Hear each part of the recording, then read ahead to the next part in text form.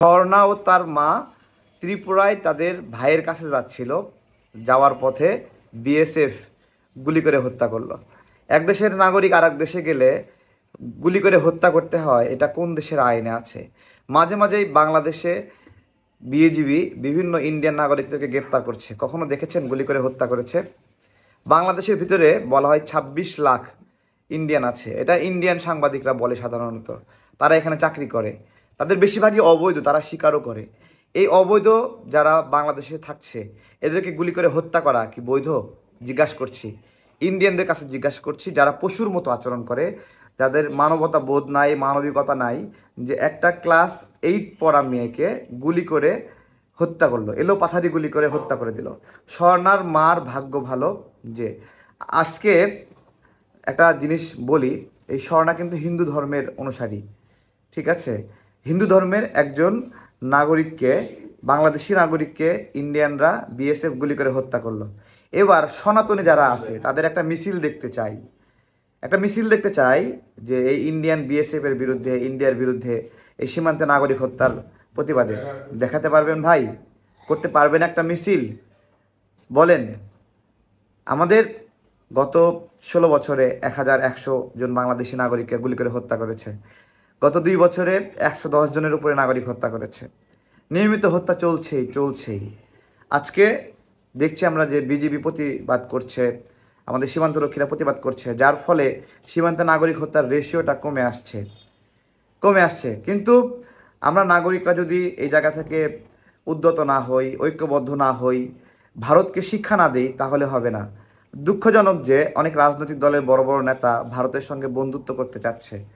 আওয়ামী লীগ যখন বন্ধুত্ব করেছিল তখন আমরা সেটাকে গালি দিয়েছি, তাহলে এখন যারা বন্ধুত্ব করতে চায় তাদেরকে গালি দিব না?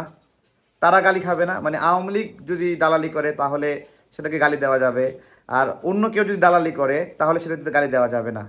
এই তো অনেকের কাছে বলছে যে এটা কূটনৈতিক বিষয়, তা আওয়ামী লীগে তো কূটনৈতিক বিষয় ছিল এটা, তাই নয়? এটা কি ধরনের কূটনীতি? আবার আমরা যদি সেই নিউজগুলো শেয়ার করি তাহলে বলে যে আমরা ওই দলের বিরুদ্ধে বিরুদ্ধে কথা বলছি, ঠিক আছে?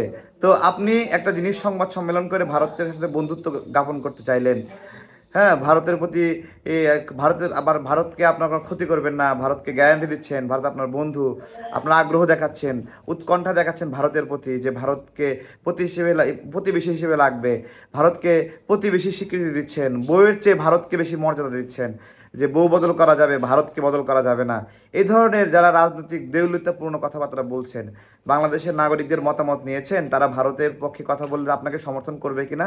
নাকি হাসিনার মতো আপনাদেরও বাংলাদেশের জনগণকে দরকার নাই, ভারতকেই দরকার আপনার ক্ষমতায় যাওয়ার জন্য? আমরা এই বিষয়ে আপনাদেরকে প্রশ্ন করছি, যে আপনারা উত্তর দেবেন। আজকে যে স্বর্ণা ক্লাস 8-এর মেয়েকে তারা ছাড়লো না, ঠিক এই ক্লাস 8-এ পড়ে সেই মেয়েকেও গুলি করে হত্যা করলো, এর জবাব কে দিতে পারবে? কিভাবে দেবে বলেন? আমরা চাই প্রত্যেকটি হত্যার এগেনস্টে আমাদের বিজিবি তাদেরকে গুলি করুক এবং তাদেরকেও হত্যা করুক। হত্যার পরিবর্তে, যেহেতু হত্যা থামছে না, যেহেতু তারা যুদ্ধ ছাড়াই বছরের পরে বছর হাজার হাজার নাগরিককে হত্যা করলো, যুদ্ধ নাই, সুতরাং আপনি যদি কোনো প্রতিক্রিয়া না দেখায় তো এই অবস্থা। আপনি যদি এখনও কোনো প্রতিক্রিয়া না দেখান তাহলে আমাদের এটা একটা পরাধীনতা। ভারতের নাগরিকদেরকে বলবো যে তোমরা যে কাজটা করছো, আমরা তোমাদেরকে প্রতিবেশী ভাবা তো দূরের কথা, তোমাদেরকে আপনার কোনো ক্ষেত্রে কোনো সম্পর্কের মধ্যে আমরা রাখতে চাই না, তোমাদের সরকারের সঙ্গে সম্পর্ক রাখতে চাই না, তোমাদের বিরোধী দল, এমনকি তোমরা যারা নাগরিকদের ক্ষেত্রে দেখছি তারা বাংলাদেশের নাগরিককে প্রচুর পরিমাণে অসম্মান করে এবং ঘৃণা করে। সুতরাং এই নাগরিকদেরকে যারা প্রতিবেশী বলবে, বন্ধু বলবে, তারা হলো রাজনৈতিকভাবে দেউলিয়া। এরা জনগণকে বাদ দিয়ে ভারতকে পছন্দ করেছে, যে ভারত এদেরকে ক্ষমতায় বসাবে। যেভাবে আওয়ামী লীগ যে দৃষ্টিভঙ্গি রাখতো যে ভারত তাদেরকে রক্ষা করবে, তো আমরা বলতে চাই এই যে গণ অভ্যুত্থান, গণ আন্দোলন হলো, তোমাদের বাপ ভারত এই গণ অভ্যুত্থান ঘটায়নি। তাহলে গণ অভ্যুত্থান শেষে আমরা যখন স্বপ্ন দেখছি সেই সময় তোমরা কেন ভারতের দালালি করছো সেইটা আমরা দিচ্ছি। যেহেতু ভারত ছাড়াই এই গণ অভ্যুত্থান হয়েছে, আল্লাহর কসম করে বলছি তোমাদেরকে আমরা শান্তিতে থাকতে দেবো না। যারা ভারতের দালালি করবা শান্তিতে থাকতে দেব না। এখনও সাবধান করছি, ভারতের দালালি বাদ দাও। ভারত তোমাদেরকে ক্ষমতায় বসাতে পারবে না, জনগণ ক্ষমতায় বসাবে। জনগণ বিপ্লব ঘটাইছে। যারা ভারতকে প্রতিবেশীর মর্যাদা দিচ্ছ, যারা ভারতের সঙ্গে বন্ধুত্ব করতে যাচ্ছ, তাদেরকে আবারও সতর্ক এবং সাবধান করছি শেষবারের মতো। আওয়ামী লীগের কপালে যা হয়েছে তোমাদের কপালে তার চেয়ে ভিন্ন কিছু হবে না।